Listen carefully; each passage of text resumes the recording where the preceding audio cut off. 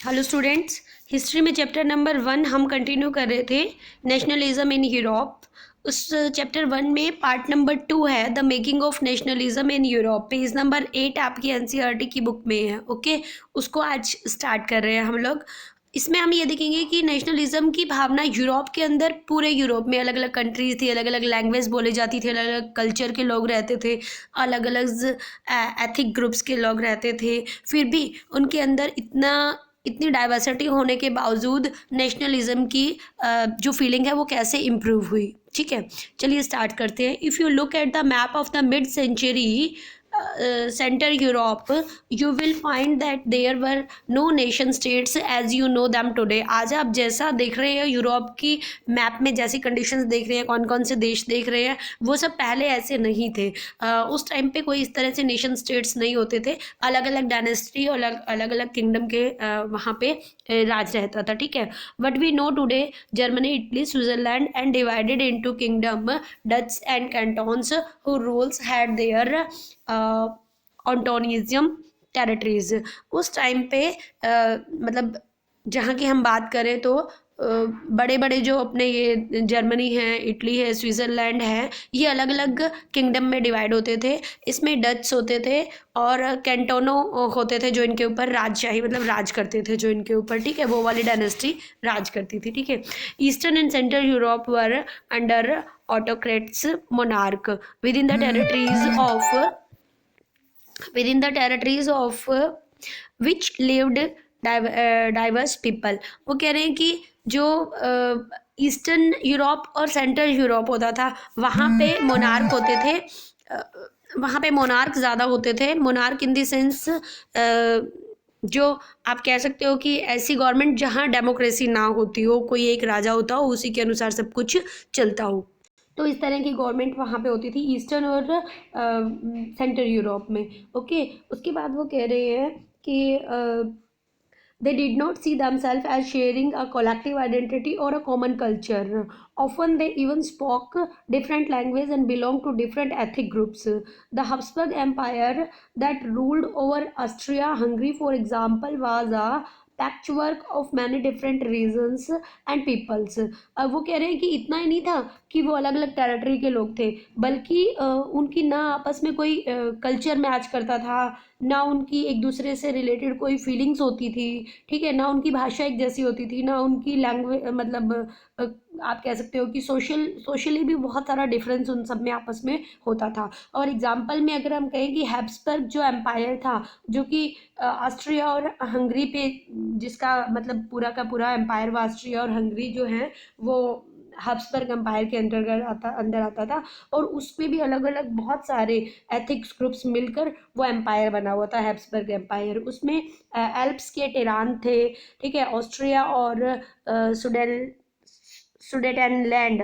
ठीक है, ऐसे इलाके थे जहाँ पे बहुत सारे बोहेमियन एक कास्ट होती थी, वो जो है वो ज़्यादा होती थी। और वहाँ के जो रिच पीपल होते थे या जो अच्छे घरानों के लोग होते थे, वो जर्मन लैंग्वेज बोलते थे। जबकि हैब्सबर्ग में ही जो लॉम्बार्डी और वेनेशिया के लोग थे, वो इतावली लैंग्वेज को ज़्यादा यूज़ करते थे। ठीक है, आधे हंगरी में म्यांमार बोलते थे और आधे में अलग अलग तरह की भाषा बोलते थे। यानी पूरा ही अगर हैब्सबर्ग एम्पायर की बात करें ना, तो अलग अलग इलाकों में लोगों की इतनी सारी भाषाएं, इतनी सारी बोलियां हो रखी थी कि वहां लग ही नहीं रहा था कि नेशनलिज्म की फीलिंग लोगों के अंदर आएगी। ठीक है, वो कह रहे हैं गलीसिया में जो अमीर लोग होते थे, जो रिच पीपल्स होते थे, हाँ, रॉयल फैमिली से बिलोंग करने वाले, वो लोग पॉलिश लैंग्वेज बोलते थे। ठीक है, और भी जो ग्रुप्स होते थे हैब्सबर्ग के आजू बाजू की जो एरिया होता था, उसमें बहुत सारे लोग ऐसे होते थे जो थोड़े से पीजेंट्स टाइप के, मतलब जो गरीबी में होते थे। ठीक है, वो लोग आप ये कह सकते हो कि नॉर्दर्न बेहोमिनिया में, स्लोवाक में, कार्निलोवा में, ठीक है, सोलेवेंस में, और साउथ में अगर देखेंगे तो कोएट, और अगर ईस्ट की तरफ देखते हैं तो ट्रांसिल्वेनिया में उन लोगों को राउमन लोग होते थे, मतलब उनको राउमन कहा जाता था। ठीक है, और ऐसे बहुत सारे डिफरेंस थे जो किसी भी तरह से ऐसा नहीं लगता था कि ये भी कभी सारे देश जो हैं वो एक जैसे हो सकते हैं, मतलब इनमें भी एक नेशनलिज्म की फीलिंग आ सकती है।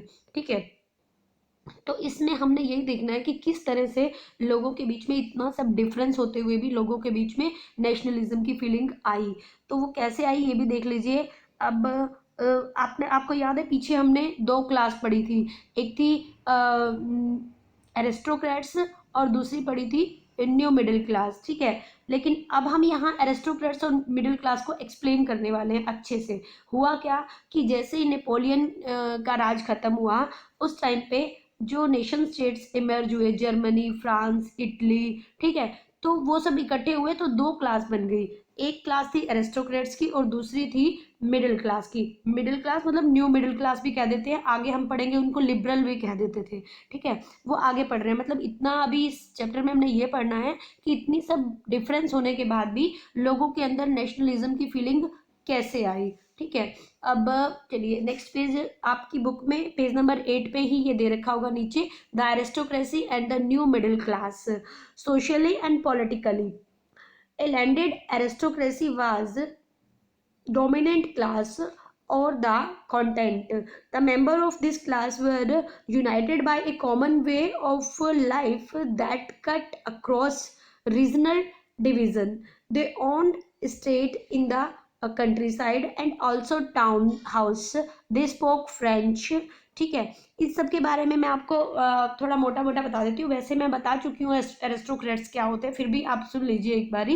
एरिस्टोक्रेट्स क्या थे, वो कह रहे हैं जैसे ही नेपोलियन का टाइम पीरियड गया तो दो क्लास मेनली आई, एक थी एरिस्टोक्रेसी एरिस्टोक्रेट्स और दूसरे थे न्यू मिडिल क्लास। एरिस्टोक्रेट्स कौन होते थे, आप कह सकते हो एरिस्टोक्रेट्स वो लोग होते थे जिनकी लैंड के ऑनर होते थे, जो यानी जमीन पे जिनका मालिकाना हक होता था, हाँ, लैंड के जो ओनर होते थे और जो थोड़े रिच होते थे, ठीक है, और उनकी जो डोमिनेंसी है, उनकी पावर ज़्यादा रहती थी पूरे ग्रुप पे, ठीक है। और वो लोग जो होते थे वो उनकी अलग ही अपनी लाइफस्टाइल होती थी, अलग ही उनका रीज़न होता था जहाँ पे वो रहते थे, ठीक है। बड़ी बड़ी मतलब वो होते थे जिनके पास बहुत बड़ी बड़ी पैलेस होते थे, बड़ी बड़ी हवेलियाँ होती थी, बहुत बड़े बड़े मतलब काफ़ी ज़मीन जायदाद, अमीर लोग होते थे जो उन्हें एरिस्टोक्रेट्स कहा जाता था, ठीक है। और एरिस्टोक्रेट्स का जो मेन मकसद क्या होता था कि वो अपने ही मतलब शाही खानदान बोल सकते हो आप इनको, वो अपने ही अमीर लोगों में और अमीरों में ही जो है वो मैरिज के रिलेशन आपस में करते थे। जैसे कोई एक जगह का अमीर है, दूसरे जगह के अमीर के साथ ही उसकी डॉटर की या सन की शादी होगी। एक राजा का एक किंगडम का राजा है तो दूसरे किंगडम के राजा की लड़की से ही उनकी शादी होगी। इस तरह से मतलब उनकी अलग से, आम जो पीजेंट्स होते थे ना उनसे अलग उनका क्राइटेरिया होता था, उनके रहने का, उनके कपड़े पहनने वाले अलग होते थे, मतलब अलग इन द सेंस उनकी जो पहनावा पोशाक होती थी ना वो अलग होती थी। उससे पता चल जाता था कि ये जो है वो रिच फैमिलीज के हैं या रॉयल फैमिलीज के मेंबर हैं, ठीक है। अच्छा, लेकिन एक बात होती थी कि वो जो है ना वो बहुत जो पॉपुलेशन थी ना उनकी ज़्यादा मेजोरिटी में नहीं होती थी, वो बहुत कम होते थे पॉपुलेशन में, यानी कि जो रिच लोग होते थे या जो अमीर लोग थे वो उस टाइम पे पॉपुलेशन में बहुत कम होते थे, ठीक है। अच्छा, और क्या होता था, मैंने बताया आपको इन इन लोगों की कुछ इम्पोर्टेंस बता रही हूँ या फीचर्स बता रही हूँ एरिस्टोक्रेट्स की, कि वो एक अच्छी क्लास को बिलोंग करते थे, यानी पैसा ज़्यादा होता था उनके पास, बड़े बड़े स्टेट्स के ऑनर होते थे वो, ठीक है। उनके घर जो है दूसरे लोगों से अलग बने होते थे, शहरों में या गांव में, कंट्री साइड में ले लो या टाउन हाउसेज है, अलग होते थे। नॉर्मली वो फ्रेंच लैंग्वेज यूज़ करते थे क्योंकि वो हाई सोसाइटी के माने जाते थे ना, इसलिए फ्रेंच। और वो आपस में जो फैमिली रिलेशन रखते थे वो भी एरिस्टोक्रेट्स के साथ ही रखते थे, ठीक है। अच्छा, और उनके बारे में क्या क्या खास बात थी, बताया ना अभी कि उनके बारे में ये था कि वो जो है ना पॉपुलेशन उनकी बहुत कम होती थी, और बल्कि उनके पास ज़मीन ज़्यादा होती थी, उनके पास लैंड के ओनर होते थे। वो तो जो छोटे छोटे गरीब पीजेंट्स होते थे, ठीक है, या वर्कर्स होते थे, वो उनकी ज़मीनों पे काम करते थे एज ए लेबरर, ठीक है। या सर्फ्स कह लो, सर्फ्स वो होते हैं ना जो खेती करते हैं, दास होते हैं एक तरह से, बाउंडेड लेबर टाइप के। तो वो जो गरीब लोग होते थे वो उनकी ज़मीनों में काम करते थे, ठीक है। उसके बाद आ रहा है अपना नेक्स्ट उठाते हैं, in western and western and parts of central Europe the growth of industries production. अब ये बात मैं आपको बता दूं कि क्या हुआ, ये मैंने 2 क्लास बताई। एरिस्टोक्रेट्स का मैंने आपको पीछे बता दिया कि वो पैसों वाले होते थे, रॉयल फैमिलीज को बिलोंग करते थे, ज़मीन ज़्यादा होती थी, अपने अंडर बहुत सारे लोगों से काम करवाते थे, ठीक है। अब दूसरी क्लास कौन सी थी? दूसरी थी middle class, new middle class, जो एकदम से मर्ज होकर आई।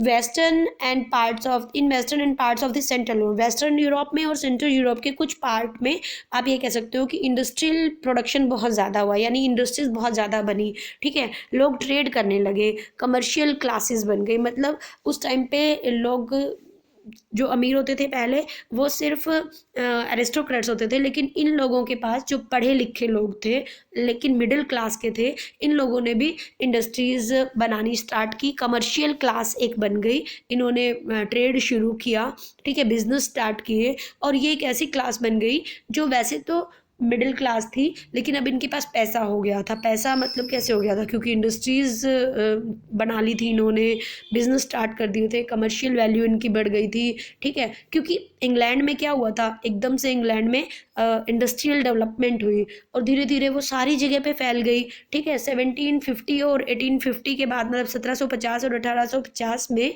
इंग्लैंड में लगातार बहुत सारे चेंज हुए थे, ठीक है। फैक्ट्री बहुत ज़्यादा बन गई थी उस टाइम पे, ठीक है। और हुआ क्या था कि जो लोग गरीब थे उस टाइम पे, उन्होंने, उनमें से कुछों ने इंडस्ट्री लगानी स्टार्ट की, प्रोडक्शन शुरू किया, कमर्शियल अपनी वैल्यू बढ़ाई, ट्रेड का लेन देन किया, वर्किंग क्लास बन गए, ठीक है। अब ये लोग ऐसे बन गए थे जो बिजनेसमैन थे, प्रोफेशनल्स थे, इंडस्ट्रियलिस्ट थे।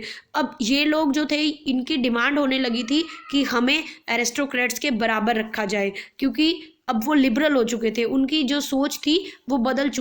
उनकी सोच ये थी कि अगर हम भी पैसे वाले हैं तो हमें भी एरिस्टोक्रेट्स के बराबर ही क्या मिले, राइट मिले। अगर एरिस्टोक्रेट्स को वोट डालने का अधिकार है तो उनको भी वोट डालने का राइट मिलना चाहिए, ठीक है। इस तरह से ये जो लिबरल क्लास थी, यानी कि जो मिडिल क्लास थी, ये एक लिबरल क्लास थी जो चाह रही थी कि जिस तरह एरिस्टोक्रेट्स को प्रिविजल मिलते हैं, यानी कि उनको कुछ स्पेशल पावर्स मिलती हैं बर्थ के हिसाब से, या वो अमीर हैं या वो रॉयल फैमिली से बिलोंग करते हैं, तो उनको जो स्पेशल कुछ फैसिलिटीज़ मिलती हैं वो हमें भी मिलनी चाहिए, क्योंकि हम भी क्या हैं, अमीर हैं। तो आप ये सीधे से कह सकते हो कि एरिस्टोक्रेट्स का अगर किसी ने, या अमीरों का या रॉयल फैमिली का अगर किसी ने सीधे सीधे रिवॉल्ट किया, सीधे सीधे किसी का बहिष्कार किसी ने किया, तो वो मिडिल क्लास थी या लिबरल क्लास थी जो सीधे तौर पे उनसे लोहा ले रही थी, ठीक है।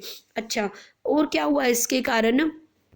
अब तक सोसाइटी में सिर्फ 2 ही ग्रुप्स होते थे, या तो पीजेंट्स का ग्रुप होता था या फिर जो रॉयल फैमिलीज या एरिस्टोक्रेट्स होते थे उनका ग्रुप होता था। लेकिन जैसे ही इंडस्ट्रियल डेवलपमेंट हुई, वैसे ही एक नई क्लास बन गई, यानी अब जो सोसाइटी थी वो 3 क्लासेस की बन गई थी। एक बहुत रिच क्लास, एक मिडिल क्लास और एक सबसे पुअर क्लास, ठीक है।